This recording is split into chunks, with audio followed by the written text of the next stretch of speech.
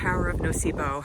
I really had to psych myself up for this run today and wait until a little bit later. I just have not adjusted to the fall cold yet. And speaking of colds, you can kind of tell I'm stuffy. And I have a fall cold, like sickness.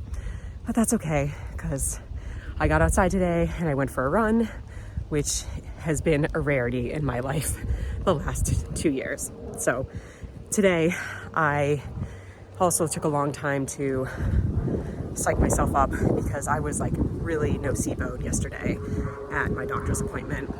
And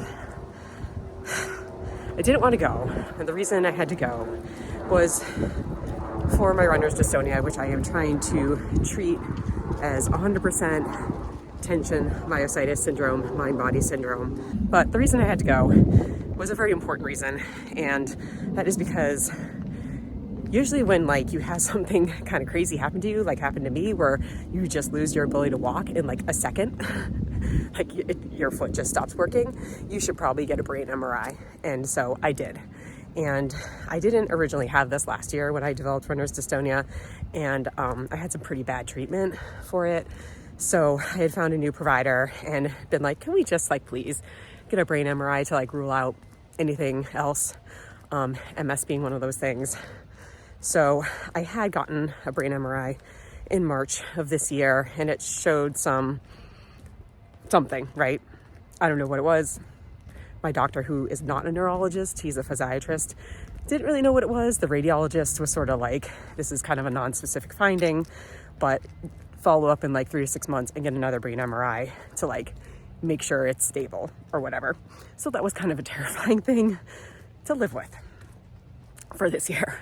And so I got the second one in August, which showed the same thing. It hadn't changed at all, like hadn't gotten worse, but it was sort of like, what is this thing? Like, is this something I should be worried about? And by August, I had known about TMS and I had read Dr. Sarno's books. So like I knew like the concept of like normal abnormalities. So I'm like, is it just that? Or did I have a stroke? Which was one of the things the radiologist listed as a possibility, that I had had a stroke last year.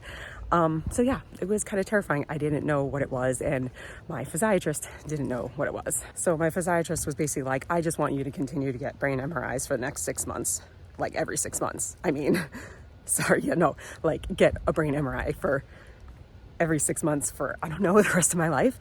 And I said, I don't want to do that. I've done enough MRIs and x-rays. I'm just not, I don't want to ever get an MRI again in my life if I don't have to.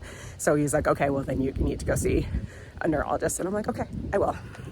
Of course, that appointment was like in October, yesterday. And I had made it in August, so I had to wait for it, of course. So I ended up seeing the neurologist, and good news, it's a normal abnormality and I don't have to worry about it, and I don't have to continue to get brain MRIs for the rest of my life. And he said I don't have MS. So that's fantastic. That's like a load off that I'm sure was like contributing to an increase in symptoms of everything over the past year, because I've had that like underlying fear that I've just had to like bury for months and months.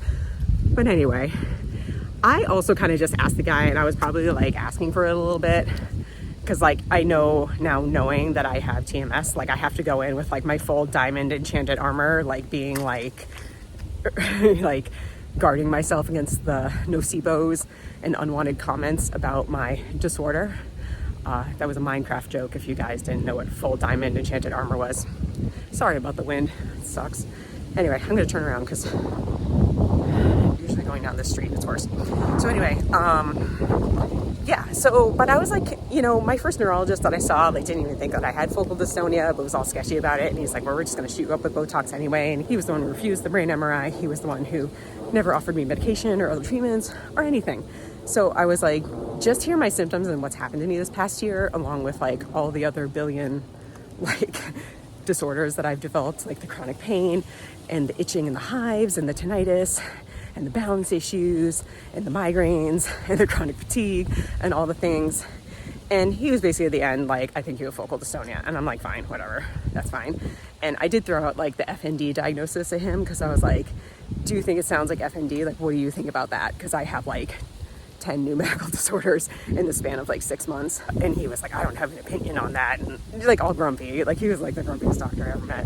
And I was just like, dude, whatever. Because honestly, I wouldn't mind a diagnosis of FND because I know for sure that is TMS, because dystonia can happen with FND and chronic pain can happen with FND and like all the other things can happen with FND.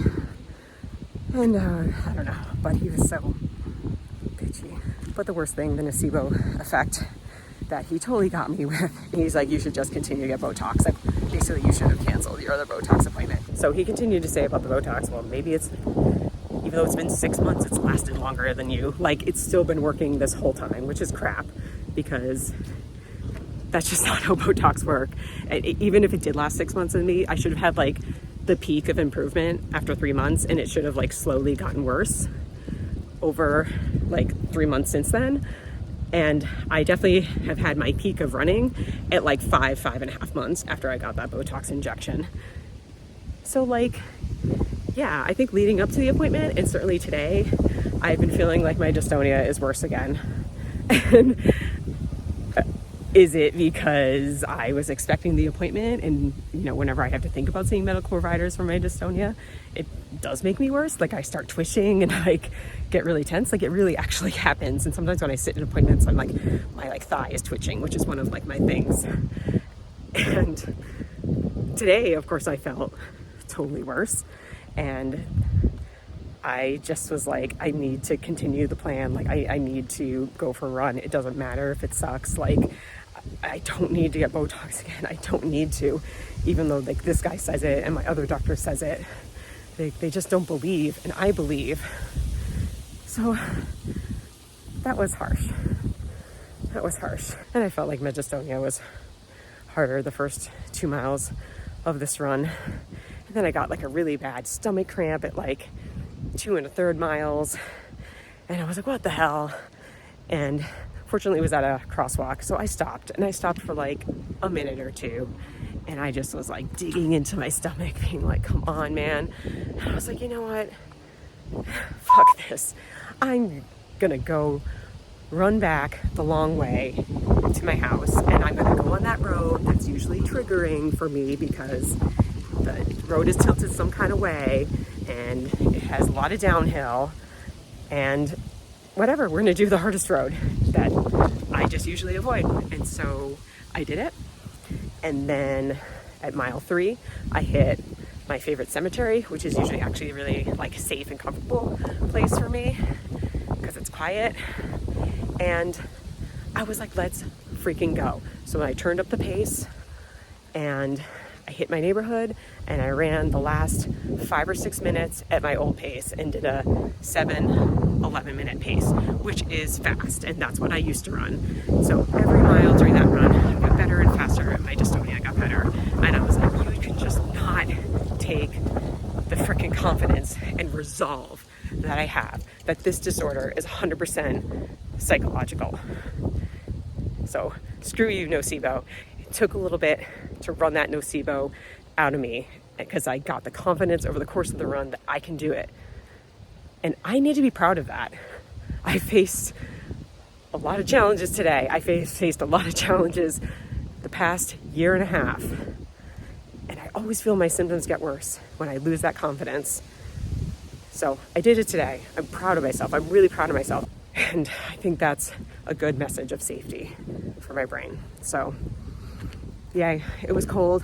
At least it's sunny. And I'm grateful no matter what to be running and doing so much better than I was last year. So thank you for listening. I just hope the best for all of you on your journey. Thank you for hearing me and my journey and my ups and my downs. Comment below if you've ever been totally noceboed by a doctor and what you've done about it. For me, I just run it out, and I'm going to continue to run it out, and I'm going to continue to be proud that I'm doing it.